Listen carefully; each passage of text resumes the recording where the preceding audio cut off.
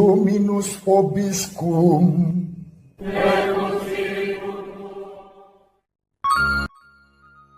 Sahabat peradaban kasih ekologis yang terkasih, selamat berjumpa dalam Renungan Harian bersama saya, Romo Alois Budi Purnomo PR, melalui channel ini.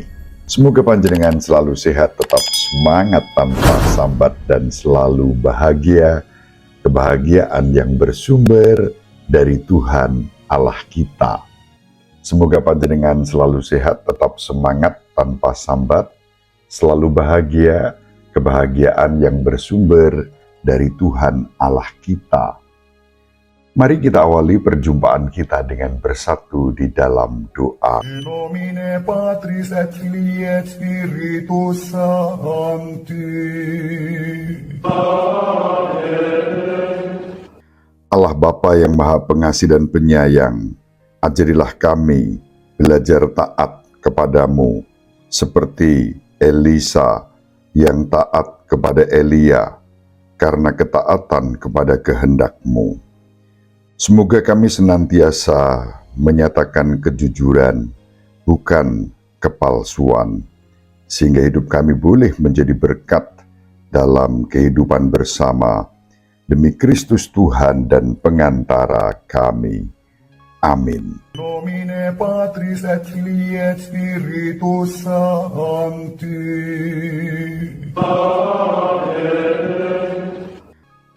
Sahabat peradaban kasih ekologis yang terkasih, mari kita baca bacaan pertama kali ini. Menutup pekan ini, kita akan membaca kitab pertama Raja-Raja. Pada suatu ketika pergilah Elia menemui Elisa, putra Safat, yang sedang membajak dengan 12 pasang lembu, dan dia sendiri mengendalikan yang ke-12.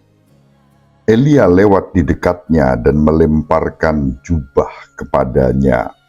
Segera Elisa meninggalkan lembu-lembunya, mengejar Elia dan berkata, "Perkenankanlah aku mencium ayah ibuku, lalu aku akan mengikuti engkau."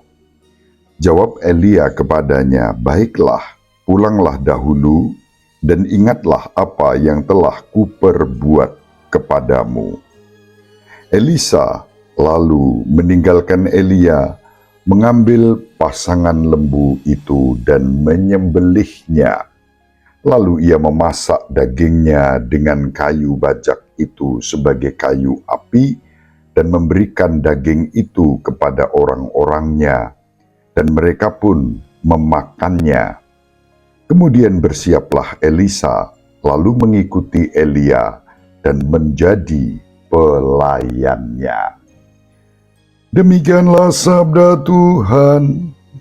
Syukur kepada Allah. Sahabat peradaban kasih ekologis yang terkasih, bacaan pertama yang diwartakan kepada kita pada hari ini mengajak kita untuk berjumpa dengan Elia yang menyerahkan tugas perutusannya kepada Elisa. Dalam bacaan ini, Elia melaksanakan tugasnya, yaitu mewujudkan ketaatannya yang dihayatinya kepada Allah. Penunjukan Elisa sebagai nabi mirip dengan sebuah episode dalam Perjanjian Baru ketika Yesus sendiri memanggil para muridnya untuk mengikuti Dia.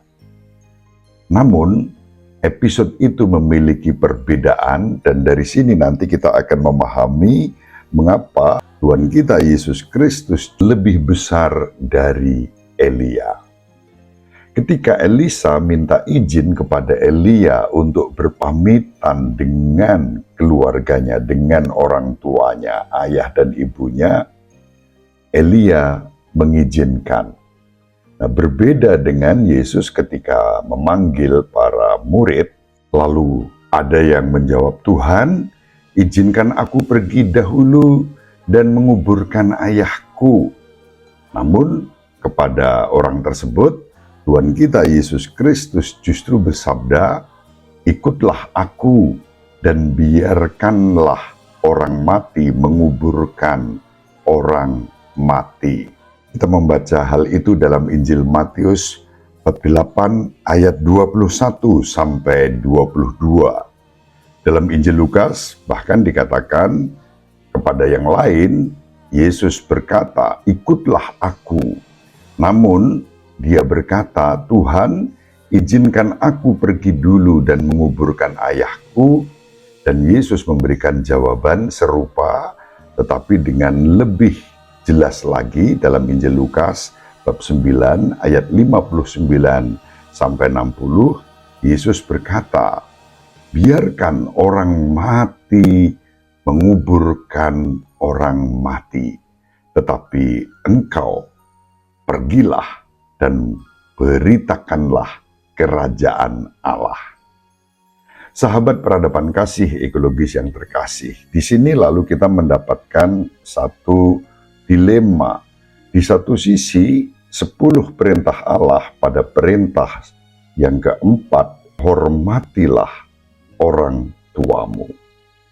Nabi Elia masih mengemban ketaatan pada hukum Musa tersebut, maka Elisa diizinkan berpamitan dengan orang tuanya. Tetapi tidak untuk Yesus. Mengapa?